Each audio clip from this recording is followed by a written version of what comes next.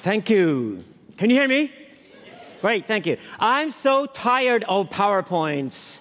Unless you're an architect, there's no point in them. So I'm going to use a blackboard and a chalk. Okay? Because what I do, thank you. What I do is theory, and when you do theory, you don't really have that much of a need for pictures and sounds. Actually, it's all about words. So yes, I started out, I'm a very schizophrenic person to begin with. When I was 7 years old, my little boy room in South Africa would have Friedrich Nietzsche on one wall and Mark Bolan and Gary Glitter on the other. So I couldn't really make up my mind whether I wanted to be a rock star or whether I wanted to be a philosopher, and I decided to do both. Because the thing is, if you're going to be a philosopher, you got nothing to say until you're at least 40 years old. Okay, Immanuel Kant, the great German philosopher, debuted when he was 55 and published his last book when he was 58. He worked his whole life, accomplished that, and he's probably one of the greatest thinkers of all time. That just goes to show youth is nothing when it comes to the world of philosophy. But if you're a rock star, it's the other way around. Okay? The younger you are, the better it is. And the more stupid you are, the better it is, too. So I decided to become a rock star first, and then to become a philosopher later. And I studied at the Stockholm School of Economics in the 1980s, and then I discovered I had very expensive habits because going to student parties was terribly boring. You know, it's just all these girls who are really good at school, have lots of acne, you don't want to have sex with them. So I decided to go to all these glamorous clubs instead and discovered that alcohol and drugs is quite expensive. So I decided to pursue a career in the music industry. The problem was that I had absolutely no idea how to write a song or what notes were or how you would sing anything at all. I decided that would be to my advantage. This was in 1985, and I was lucky because this was exactly when computers arrived in the music industry, and I was the first record producer in the world who hated musicians. I hate musicians with a vengeance. They're terribly boring people. You don't want to party with them, you don't want to have sex with them, I assure you. So I decided that anything like guitars and strings could be computerized. And what happened then was in Sweden, where I lived at the time, was that Sweden became the center of the world music industry. It is today. Sweden is, together with America and the UK, one of the three centers of the international music industry. Most of the #1 records in Germany are probably produced in Sweden. And the reason for this was that the Swedes realized we could actually build music studios by piling 3 Macintosh computers on top of each other and then force somebody to walk into a tiny little room in a closet and sing. And it would sound better than anything you could record in an American record studio. So it all goes to show that if you're at the forefront of a new technology, you can use that technology to your advantage because the people who were successful in the past will be fat and lazy and they won't get it. That's exactly why Germans are still the only people on the planet to still buy CDs and to pay in cash. Why? There are credit cards, for God's sake. Why do I have to pay in cash when I take a taxi in Hamburg? Right? Goes to show. In Kenya, they don't even have credit cards anymore. In Kenya, they pay with a damn mobile. Kenya is more modern than Germany. There you go. Anyway, I started a record company in 1992. Army of Lovers that you just heard was the first act. We had the Cardigans, we had 18s, we had all kinds of successful bands. And all the music we made was, of course, computerized. So then in 1998, I was getting terribly bored with running a record company. That was not my intention at all. Suddenly I had like 30 people around me and I was their boss and I would have to go to work 9 to 5 every day. I hate that. Okay, I love to work at night to begin with. So Stockholm School of Economics called me and said, Alexander, why don't you come back here? Because there's this huge new phenomenon taking over the world and nobody understands what it's all about, and it's called the Internet. And the only person we could possibly find anywhere in Europe who's both an academic, I'm an economic geographer, God knows what that is, and who also has experience from the media industry and a success story, the only person we can find that can combine these two things is you. That's how you create a niche for yourself. You're just the only person who actually fits into a specific format. So I said, why not? That's wonderful. So I was given this free budget, and they told me, OK, you go off anywhere in the world and try to find out what's going on. Now, the thing is, if you're going to understand a huge new phenomenon like the Internet, you cannot ask the wrong question to the wrong person. But that's the problem with social theory, is that social theory is usually about asking the wrong person the wrong question but getting the right answer. Because you get the right answer from the wrong person, you get it all wrong. A typical mistake people were doing in the 90s is that, oh, we have all this new technology, somehow it's called the internet. So what we do to understand what this is, we go and ask a 55-year-old male engineer at Ericsson or Nokia about what this is. What he will tell you is that, oh, we got a new model out with our new phone here, and we put 100 new functions inside this phone. That's the future.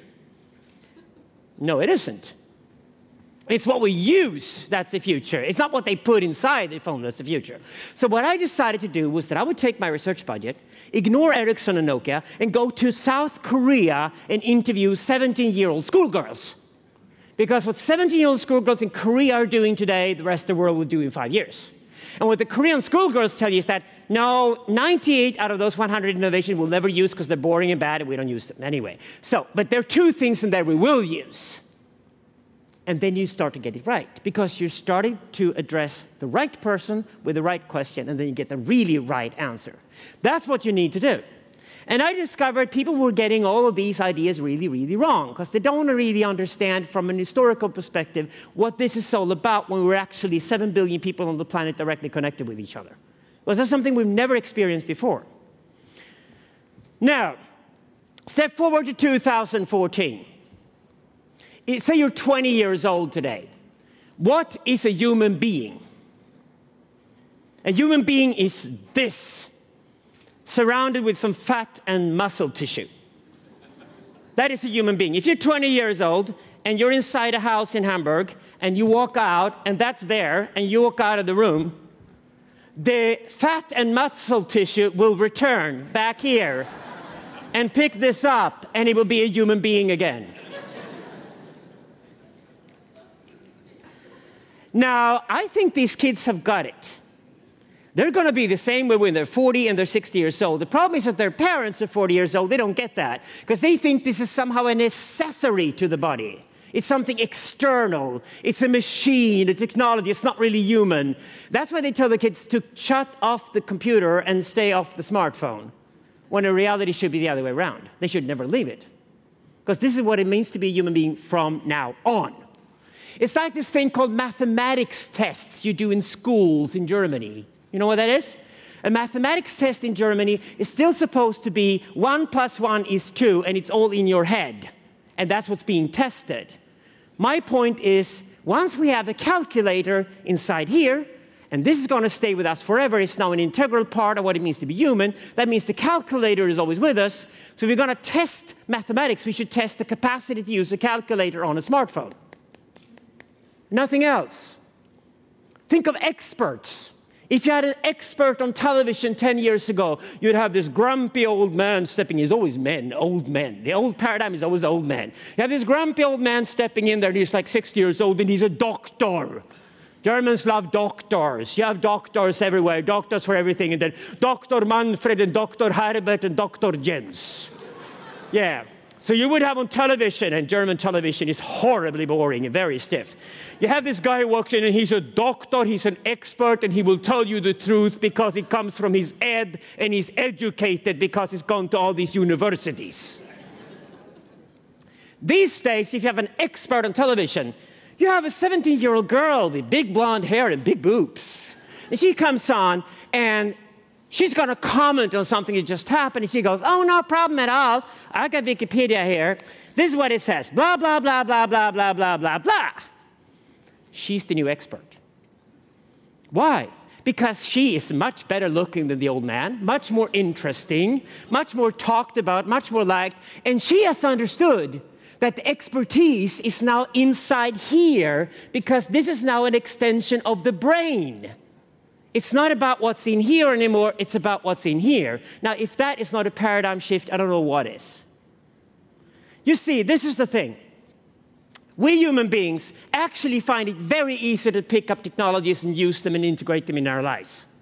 My mother, who lives in Sweden now, is 80 years old. She's this old hippie woman, okay? She has a big house, and she called me a few weeks ago and said, Alexander, I've thrown away all my ugly CDs. She's not German.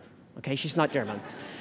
I've thrown away all my horrible, ugly CDs because I got Spotify now. And I got Spotify on my computer, and now I can listen to my favorite jazz records and walk around the house and clean the house whenever I want to. And I said, Mother, if you've taken away all those plastic CDs, I agree, they're ugly, what do you replace them with? Oh, I replaced them with stuffed African animals. That's much more interesting because then I can put those stuffed African animals on Instagram and all my friends like them. Now, if an 80-year-old woman can do that, we can all do that. Technology is not easy to adapt to. The problem with us human beings, and why we're conservative, or German if you like, is because these things, to understand them and to understand what they are doing to us, we use old models. We should use new models, but we don't. Because our neighbor is stupid, we use old models. The Germans just look around, they look to Austrians and Dutch people, and they're conservative and stupid, then they allow themselves to be stupid too. That's how we humans work. So, let's look at how this works. I'll give you 3 prefixes: stone, bronze, and iron. What do you think when you hear those 3 things? Ages. Okay? There was supposedly a Stone Age some time ago, and then there was the Bronze Age and then the Iron Age. Do you seriously believe that people who lived during the Stone Age were aware of the fact that they were Stone Agers? No. So we can now Google human history, and we can then check out when were these things invented? Who made up the Stone Age and when? And we discovered they were actually all made up in Germany in the 1850s. All 3 of them. Perhaps, this is a wild hypothesis here, perhaps that says something about Germany in the 1850s that it says about anything in the Stone Age. Would you agree? Well, these things were invented by historians in Germany in the 1850s. The great thing with historians is that historians are also old men, and they are crappily dressed, and they're very, very poor. So they're likely to write any kind of history they're ordered to write as long as they get paid for it. If you were an historian in the 13th century, say in 1250, you would write a history that said once there was Adam, and he was masturbating a lot and got boring, so he got Eve, and suddenly he could fuck with somebody. But Eve was kind of bored with Adam, so she went off and had sex with a snake. And all of a sudden there was an orgy and all a big mess. And then one day Jesus Christ arrived and saved us from it all. Okay? That was history in the 13th century, because the Pope in Rome paid the historians. And the whole point, the purpose of writing history was that one day the Pope in Rome would walk out there in his beautiful dress and we would all love him, because he paid the historian to write a history about him. So, if you go to Germany in the 1850s, history would look like this. First, we used stone, and we tamed stone. And then we used bronze, which is slightly hipper, more cool. Bronze is more useful. And then came iron. Oh, that's really German. Iron, you know, iron plows. Germany, yeah, Germany got rich. Germany was the center of things. And then suddenly you got a factory. Because German factory owners were the guys who dictated history in the 1850s. So they would say, history should be about us. Then history would be all about taming physical materials. Now that's actually very, very clever, because history is the only thing we have when it comes to identity. So if you're going to understand who we are and what it means to be human in 2014, it's all about identity, and the only way to get an identity is to be an historian. If you think of yourself, you probably think of this hospital somewhere in Germany, say 40 or 50 or 30 years ago, when you were first in a nice little womb, inside your mother. You were in the womb, and it's like being an opium day and night. Oh, wonderful, sweet, you know. And then suddenly one day you pop out because your mother gets tired of carrying you around because you're getting a little bit too big and fat. So you just bump out and you're born. Apparently this is the most horrible thing that happens to us in our entire lives. That's why we don't remember it. It's called the great trauma in psychoanalysis. You bump out of something sweet and wonderful, and suddenly you're on a cold metallic plate, especially if it's in Germany. And this old woman grabs it and she goes, now you're born. You're going to be on your own from now on. Bow! Okay. Suddenly you're there. And if you think of who you are now, you think of from that point in time up until now when you're sitting here in Hamburg listening to a stupid Swedish speaker, that's your life. That's your life. That's you. So your identity is all about history. The same thing goes with our collective history. To understand who we are today, where we're at, and to look into the future, we have to understand that this is all about history writing. May I then propose we should skip stone, bronze, and iron, and not regard Prussia in 1870 as an ideal for the future. Would you agree? But we can learn from how this was done. This was actually very, very clever. Because if we look at the world today, we use the words information, communication, I shorten it down, and networking. And they're all cliches, I know, but cliches are interesting for philosophers like me because they're probably true. These things are now our age or our society. But the clever thing that was done in Germany in the 1850s was that what was happening then was then applied on history in hindsight. Why don't we do the same thing? Why don't we decide that we are the hipsters in Hamburg-Hafen in 2014? We now dictate history because it's all about us. So bring in the historians, have them bend in front of us, and then they're going to write a history about us. The clever move here is to decide that all societies have always been information societies. And the clever thing then is that we discover that human beings have 4 different ways of communicating with each other. And we introduce these 4 different types of communication at 4 different spots in history. And with each new introduction, the amount of available information to us has exploded 1,000,000 times over. That means we can empirically prove that there have been 4 paradigms in human history. If we just look at the human being as a being who is communicating. It's all about communication technologies. Then we discover the first one is speech. Speech occurs suddenly about 200,000 years ago. Biologically speaking, the human being is 7 million years old. Because 7 million years ago, the apes decided we were too ugly to fuck and threw us out of the jungle onto the savannah. And we became a separate species from the ape. But sociologically speaking, the human being is only 200,000 years old because we've only spoken for about 200,000 years. We've only had the tools at the upper part of our throat that actually enables us to say onk onk and onk ink and mean 2 different things. So we had speech for 200,000 years. Now, if we move on to the next paradigm, it starts actually in Iraq about 5,000 years ago, and it's called written language. Written language is a whole new paradigm.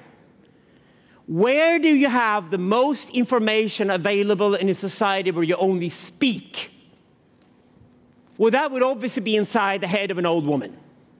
So if a little child died, you wouldn't care. You're just like, oh, your kid died, we can have another kid. Women would, on average, in a nomadic tribe, have 27 children in a lifetime. Now think of that, career girls out there. 27 children in your lifetime, not much time to do anything else. But if an old woman died, that would be disaster because all the information you've accumulated over, say, 80 years would die with her. So you would start doing all the same mistakes all over again all the time.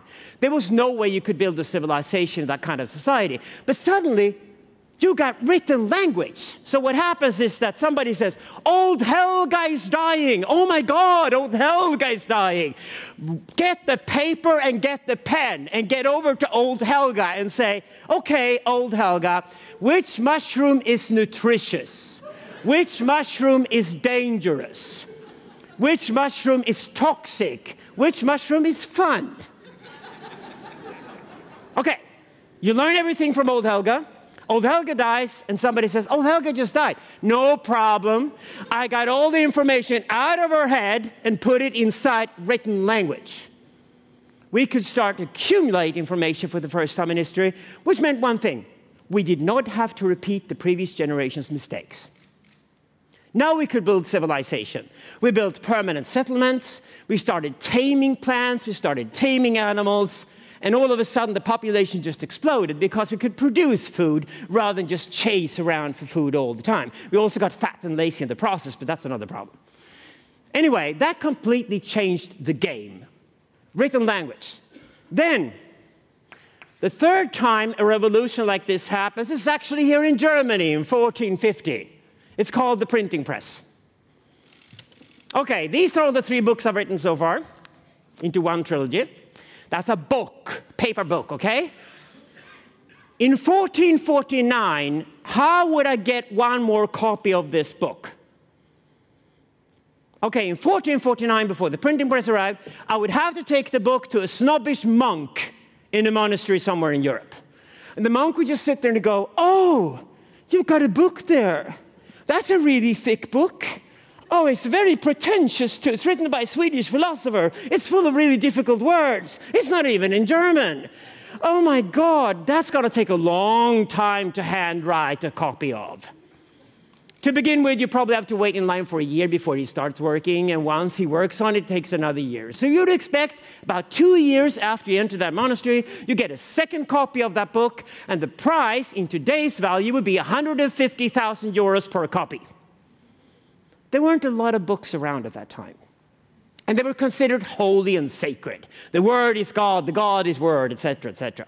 The Word was something magical because it was terribly expensive and very rare, and very few people could read and write. Suddenly, Gutenberg arrives in Germany in 1450 with a new innovation. In 1550, the average cost of a copy of a book had fallen to 30 cents. So, okay, if a cost of a book is 30 cents rather than 150,000 euros, probably going to be slightly more books around, right? There's going to be an incentive to actually buy books, to learn how to read and write.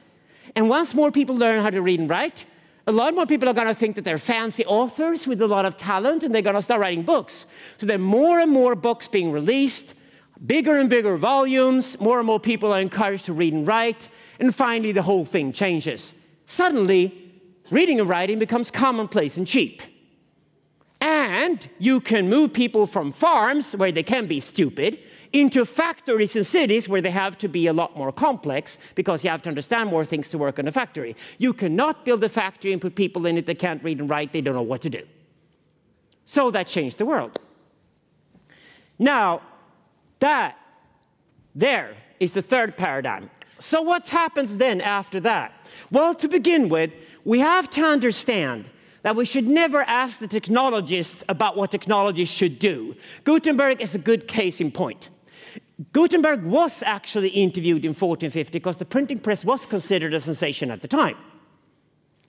And Gutenberg said, so what's the point here with the printing press? Well, the point with the printing press is that we're not going to take the Bible, which is written in Greek and Hebrew, so nobody can understand it. And we're going to translate the Bible to the local dialects of Europe, and we're going to invent national tongues. German, French, Dutch, Swedish, English, etc.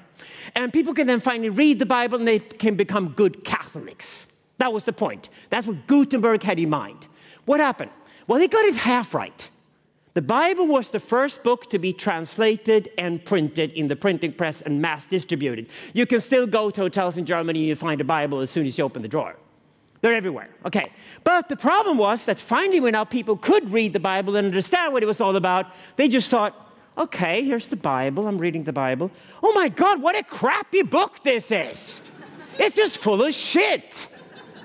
It's a book about kings in deserts in the Middle East to kill children. I don't care about this. And now, when we're in 2014, the only people who still care about the Pope are some people in Uganda and some old ladies in Poland. And that's about it. Bad idea, Gutenberg. You should never introduce the printing press to the world. It destroyed everything.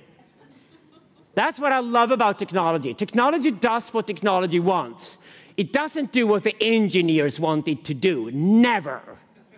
So the question we should ask ourselves is to go to the technology and ask it, what is this all about? So let's look at what happened. In 1789, people are running all over the streets of a city called Paris, right? We got the French Revolution, at least it's called a revolution. And when the French Revolution happened, that was sensational all over Europe. Something brand new was going on. And in Paris, you got a tiny little Corsican dwarf. And he looks like a member of Army of Lovers. He's got a really funny hat, put his hand underneath his coat, and he's really, really determined to be a powerful guy. Because if you're a Corsican and you're a dwarf, you don't get laid in Paris in 1789. No way you are. Corsica's like the uncoolest place in all of France, just conquered from the Italians. And a dwarf, who wants to have sex with a dwarf? Unless it's a porn film, nobody has sex with a dwarf. So he's a Corsican dwarf, but he's revengeful and he wants to take over the world. And the thing is, Napoleon is sitting in Paris, and he's very intelligent, because all the other guys are looking out the window and they say, why are people so angry? Napoleon looks out the window and goes, they've always hated the king and the queen. They've always been angry. What allows them to be angry now? That was the intelligent question. And what Napoleon found out is that Paris and France had just become the first spot on the world map where over 50% of the population could read and write. And somebody had understood that we can actually print a book every day and call it a newspaper. Another word for that is tabloid. And the tabloid owners in Paris had decided that Marie Antoinette was the Lindsay Lohan of the 18th century. So they were writing the tabloid every day, oh, this awful Austrian woman, she's not even French, she's fucking Austrian. And this Austrian woman, she has the audacity to eat cake instead of baguettes for breakfast.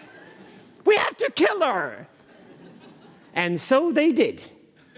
Suddenly there were guillotines all over Paris, and they were chopping off the head of Marie Antoinette, and chopping off the head of her husband, and chopping off the head of everybody they could, until they started chopping off the heads of everybody else, including themselves.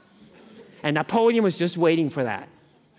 He realized this is not going to stop, because these guys do not know what they're doing, but I do.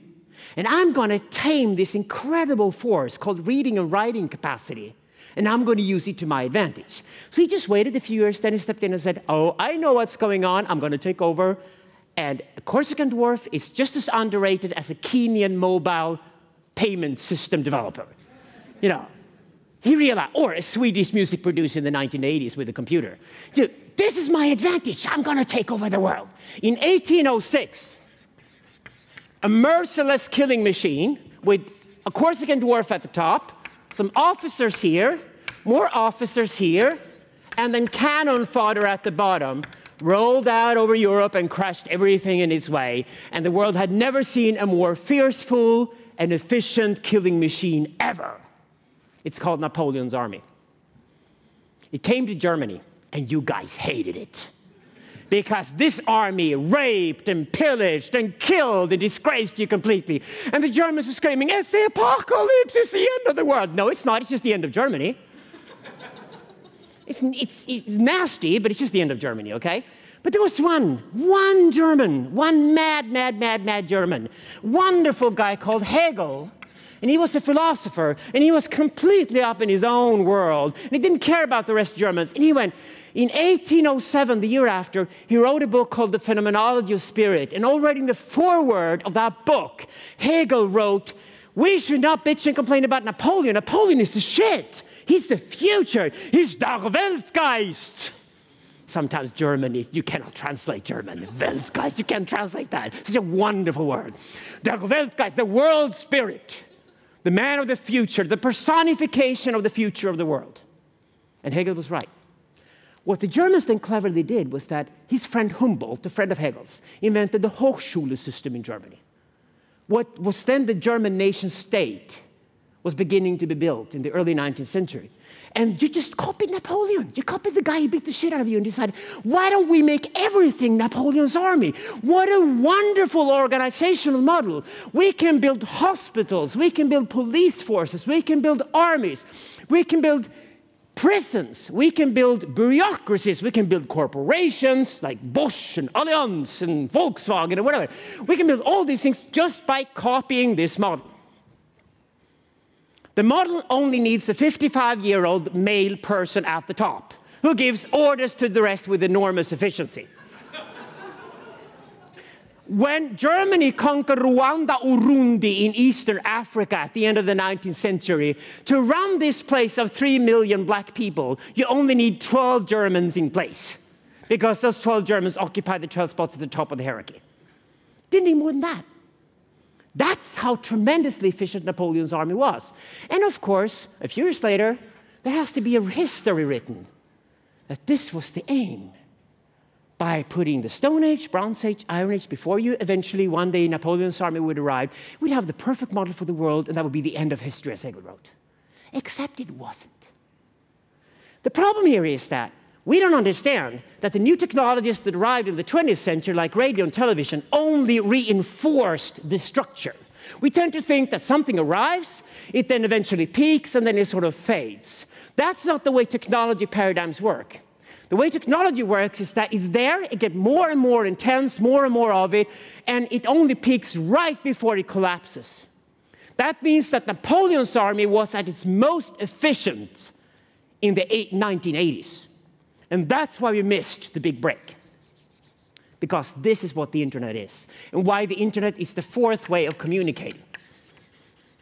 The internet means that the cannon fodder in Napoleon's army start talking with each other.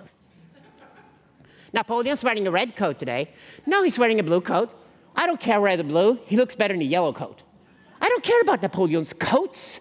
I'm interested in his sex life. Is he fucking men or women or children or animals or what? You know, they talk about Napoleon all the time and Napoleon's guys and the people around Napoleon, blah, blah, blah, blah, blah, blah, blah, for a few years. Until finally, one of the guys among the cannon fodder says, why are we talking about Napoleon? Why don't we talk about ourselves?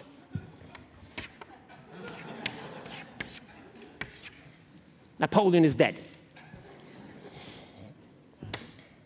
I have a throat disease. I go to a hospital in Germany to see a doctor. Because unless I see a doctor, I don't get a recipe for my penicillin that I need to get rid of my throat disease. Okay? I walk into this building.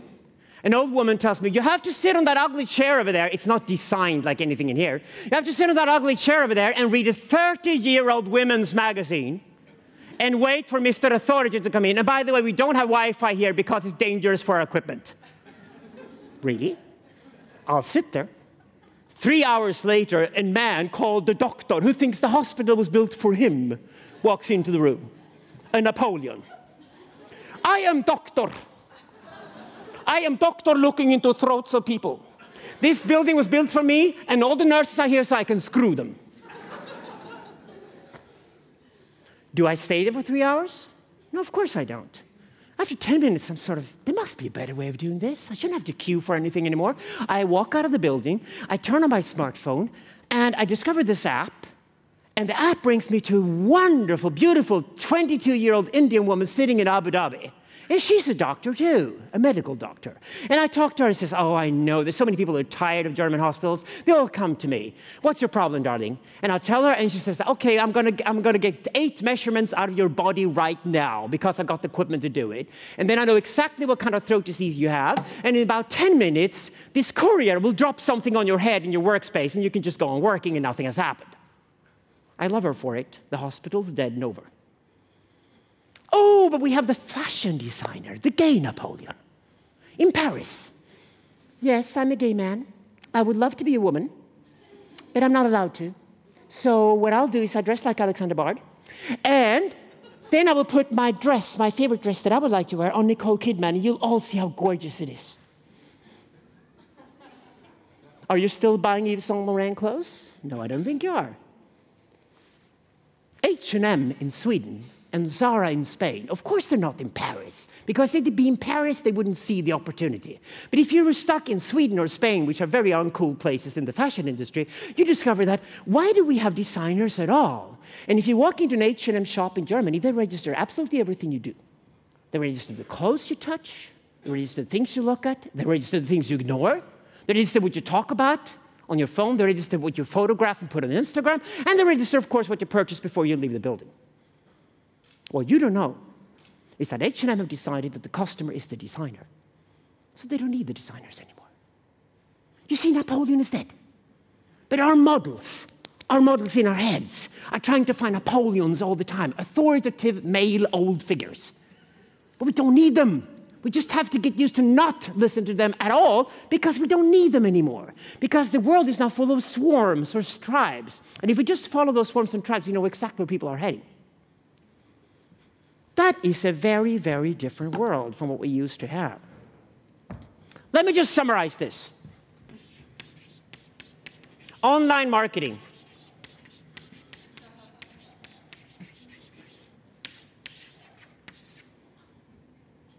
I hereby claim that there's no such thing. Don't you ever think there's anything called online marketing. It's just one of those another Napoleonic myths. Marketing is advertising. And advertising in the online world is called spam. And we hate it. You hate it yourself. There is no such thing. But there's online communication. But you see, the big difficulty talking to the swarm of tribes and things here is the fact that to communicate compared to market means that you have to talk with people and not talk to people. That is a very different thing. The Google page.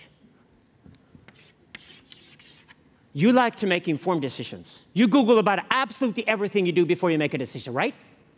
So you go to the Google page, you fill in a word, and Google gives you 2 columns of suggestions. The right column, who's number 1 there? Whoever pays the most. I put a $sign because the euro is a bit disgraced because of the stupid Greeks and Italians, okay? Put a $sign there. Whoever pays the most, number 1 in the right column. Who's number 1 in the left column? Well, it's certainly not a guy who's paid anything at all to be there. Who's number 1 in the left column is, according to Google's algorithm, the person who has the most awareness and the most credibility. And if you multiply awareness with credibility, you get a sum called attention. And attention is the basic formula of Google's algorithm, which is applied to the left column on the Google page. That means Google counts how many times you go to the homepage, how much you use it, how much you recommend it to others, how much you interact with it, and whether you come back or not and use it again. Now, wait a second. We don't pay for anything unless we have to, right? So if you're in the right column of Google, that means you were so crappy at doing what you do, you didn't end up in the left column, so you had to pay your way into the right column. Now let's look at the actual traffic. In December 2012, for the first time ever, the traffic in the left column was over 99% of clicks on Google. And the traffic now in the right column is less than 1%. We have just empirically proven that capitalism is dead. What does it cost to open a Facebook account? 0. Twitter account? 0. WordPress blog? 0. Nothing on the internet costs anything. It's 0 cost. It's all about your ideas, your social capacity, your ability to communicate, and how many friends you have. It's all about that from now on. It's not about money anymore. Money goes to the guy anyway who's in the left column. And what, if you're 20 years old, what do you think of the guys in the right column on the Google page? You think of them as fucking desperados and losers. Because they're crappy at what they do, otherwise they wouldn't have to pay their way into your attention span. And that's where the ads are, and that's why you hate them. And that's why you advertise in this society. It kills you, it doesn't help you. The only solution is to make more friends and to make a better product and service so that people want to be your friend. That's called communicating with people. And you know what? 55-year-old male engineers are terrible at that. Go out and kill them. Thank you.